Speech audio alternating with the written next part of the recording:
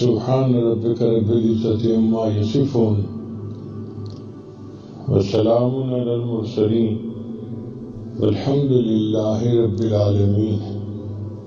اللهم صل على سيدنا محمد وعلى آل سيدنا محمد وبارك وسلم. کیونکہ آج کل کے حالات میں پریشان حال لوگ کہتے ہیں کہ کچھ پڑھنے کو بتا دیں، تو بھائی پڑھنے کی بات بھی سن لیجئے. درِ منصور میں حضرت بریرہ رضی اللہ تعالی عنہ روایت کرتے ہیں کہ 10 کلمات پڑھنے والے کے لیے اللہ کافی ہو جاتے ہیں. 10 کلمات ایسے ہیں، 10 فکرے، 10 باتیں کہ جو بندہ ان کو روزانہ پڑھے اس کے لیے اللہ کافی ہو جاتے ہیں. ان میں سے 5 فکرے دنیا سے متعلق اور 5 فکرے. ان 10 فکروں کو یاد کر لیں، ایک فکرہ بھی روز یاد کریں تو 10 دن میں حدیث پاک یاد ہو جائے گی، اور اس کو اپنی دعاؤں کا حصہ بنا لیں. جب آپ اس کو پڑھیں گے تو اللہ تعالیٰ آپ کے کاموں میں آپ کی کفایت فرمائیں گے. پہلا فکرہ فرمایا حسبی اللہ لدینی، میرے دین کے لیے میرا اللہ کافی ہے. یعنی دین میں کوئی فتنہ اور فساد نہ آ جائے. دین میں فتنے 2 طرح سے آتے ہیں، ایک شبہات کی وجہ سے اور ایک شہوات کی وجہ سے. تو اللہ تعالی ہمیں ان دونوں فتنوں سے محفوظ فرمائے، ہمارا دین سلامت رہے. تو پہلا فکرہ حسبی اللہ لدینی. دوسرا فکرہ حسبی اللہ لما اہمنی، میرا اللہ کافی ہے ہر اس چیز کے لیے جو مجھے پریشان کرتی ہے.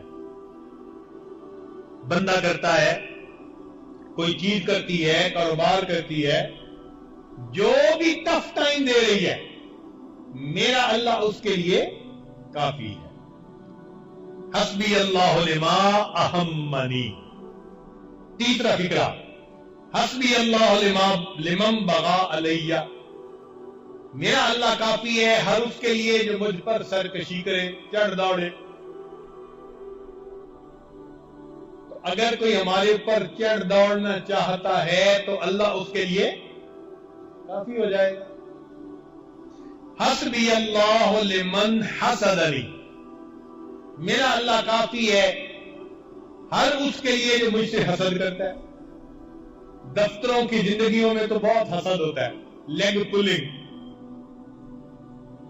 تو اللہ نے ان سب حاسدوں سے بندے کو نجات عطا فرما دے. اور 5واں حسبی اللہ لمن کادنی بسوء، میرا اللہ کافی ہے ہر اس کے لیے جو میرے خلاف برے منصوبے بناتا ہے. اب برے منصوبے بنانا والا کوئی بھی ہے، کوئی بندہ ہے، کوئی جماعت ہے، ایمان والوں کے خلاف کوئی ملک بنا رہا ہے، جو مرضی بنا رہا ہے.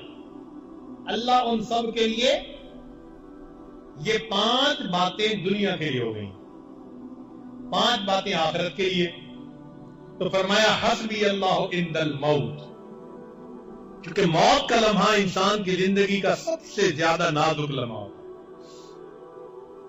حسبی اللہ عند المسألۃ القبر، میرا اللہ کافی ہے قبر کے سوال جواب کے وقت میں.